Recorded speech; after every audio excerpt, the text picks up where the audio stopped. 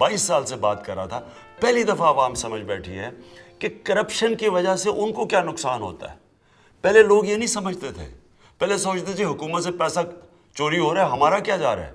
اب پہلی دفعہ لوگ سمجھ گئے ہیں کہ جب کرپشن ہوتی ہے تو عوام کا جو تعلیم پہ پیسہ خرچ ہونا ہوتا ہے، ان کے بچوں کے اوپر وہ پیسہ نہیں خرچ ہوتا، جو ان کے ہسپتالوں پہ پیسہ خرچ ہونا ہوتا ہے وہ چوری ہو کے چلا جاتا ہے، جو ان کو صاف پینے کا پانی دینے کے لیے پیسہ لگنا چاہیے وہ لوگوں کی جیبوں میں چلا جاتا ہے، جو پیسہ روزگار کے لیے نوجوان کو چاہیے ہوتا ہے کہ اس کے لیے روزگار کے لیے قرضے دیں، اپرچونٹیز دیں، وہ چوری ہو کے باہر چلا جاتا ہے۔ لوگ اس چیز کو اب سمجھ بیٹھے ہیں۔ یہ پہلی دفعہ ہوا ہے کہ ایک کرپشن مین ایشو بن گیا پاکستان میں۔ اب صرف عمران خان بلے پہ نشان۔